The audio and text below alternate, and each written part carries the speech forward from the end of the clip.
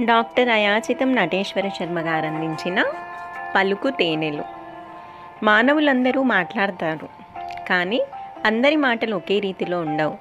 కొందరి మాటలు కటువుగా రాళ్లలా ఉంటాయి, కొందరి మాటలు చక్కెర పలుకుల్లా ఉంటాయి, కొందరి మాటలు విషం చిమ్ముతాయి, కొందరి మాటలు తేనెలొలుకుతాయి. బ్రహ్మదేవుడి సృష్టిలో మనుషులంతా ఒకటిగానే కనబడుతున్నా మాట తీరుల్లో ఇన్ని తేడాలు చోటు చేసుకోవడం చూస్తుంటే సృష్టిలో భిన్నత్వంలో ఏకత్వం, ఏకత్వంలో భిన్నత్వం ఉందనిపిస్తుంది. మాటలు ప్రియంగా ఉండాలని కొందరంటారు, ప్రియంగా ఉంటే చాలదు, హితంగా కూడా ఉండాలని కొందరంటారు. ప్రియము హితము రెండూ కలిసి ఉన్న మాటలే గొప్పవని మరికొందరంటారు. ప్రియము హితము కలిసి ఉండే మాటలు దుర్లభాలే అంటాడు మహాకవి భారవి. ఇలా ఎందరూ ఎన్ని తీరులుగా మాటల విశిష్టతను గురించి చెప్పినా మనుషులు మాత్రం వారి వారి స్వభావాలకు అనుగుణంగానే మాట్లాడతారని మనస్తత్వవేత్తలు అంటారు. శంకర భగవత్పాదులు ఈ ప్రపంచమంతా శక్తిమయమని, ఆమె కనుసన్నల్లోనే సృష్టి స్థితి ప్రళయాలు జరుగుతూ ఉంటాయని వర్ణిస్తూ సౌందర్య లహరి అనే స్తుతి శతకాన్ని అద్భుతంగా రచించారు. ఈ స్తోత్రంలోని శరజ్యోత్స్న శుద్ధాం అనే శ్లోకంలో సారస్వత రూపిణిగా శక్తిని భావించి నమస్కరిస్తే చాలు మనుషులకు తేనెలొలికే పలుకులు పలికే శక్తి వస్తుందని అంటారు.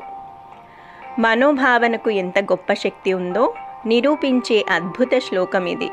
ఇందులో కవి మనోభావం ఇది: ఓ పరాశక్తి, నిన్ను శరత్కాలంలోని చంద్రుడి వెన్నెల్లా నిర్మల రూపంతోనూ, జటాజూటంలో చంద్రకళతో కూడిన రూపంతోనూ, 4 చేతుల్లో ఒక చేతిలో వరదాన ముద్ర, మరొక చేతిలో అభయదాన ముద్ర, ఇంకొక చేతిలో స్ఫటికమాల, మరొక చేతిలో పుస్తకం ధరించిన నీ రూపాన్ని ధ్యానిస్తూ భావిస్తూ ఒక్కసారి నిన్ను ఎవరు నమస్కరిస్తారో వారికి తేనెలు, పాలు, ద్రాక్షలు మొదలైన మాధుర్య రసాలతో నిండిన పలుకులు రాకుండా ఎలా ఉంటాయి?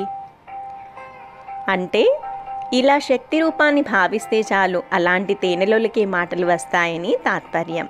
భావనకు గల గొప్ప శక్తి ఇది. మనిషి జీవితం భావనామయం.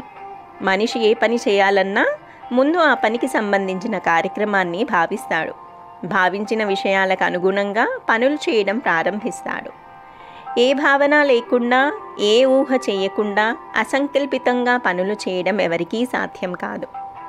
అసంకల్పితంగా చేసేవి కేవలం కాలకృత్యాలే తప్ప ఇతరమైనవి కావు. విద్యార్జన, కార్యసాధన, ఉద్యోగ నిర్వహణ, కుటుంబ పోషణ వంటి విషయాల్లో మొదలు భావన చేయకుండా మనిషి ఏదీ చేయలేడు. మంచి మాటలు మాట్లాడడం కూడా అలాంటి విశిష్ట కార్యక్రమమే. మాట ఒక దివ్యశక్తి. దాన్ని సాధించాలంటే తపన ఉండాలి. ఆ దివ్యశక్తిని గొప్పగా ధ్యానించాలి, భావించాలి. అలా భావించినప్పుడు మనసు అలాంటి పలుకుల వైపు ఉన్ముఖమవుతుంది. అప్పుడు మనిషికి మాట విలువ ఎంతటిదో తెలుస్తుంది. అలాంటి సాధన జరిగినప్పుడు నోటి నుంచి వెలువడే ప్రతి మాట వేదవాక్ అవుతుంది. వాక్శక్తి ప్రాణశక్తి లాంటిది.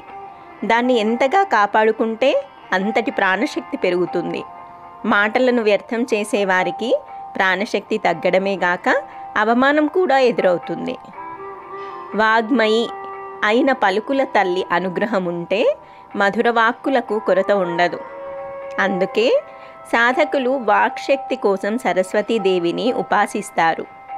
ఆమె కరుణా కటాక్షంతో తేనెలొలికే మాటల చక్కెర చిలకలు అవుతారు. మాటలంటే మాటలా? అవి దివ్య వరప్రసాదాలే.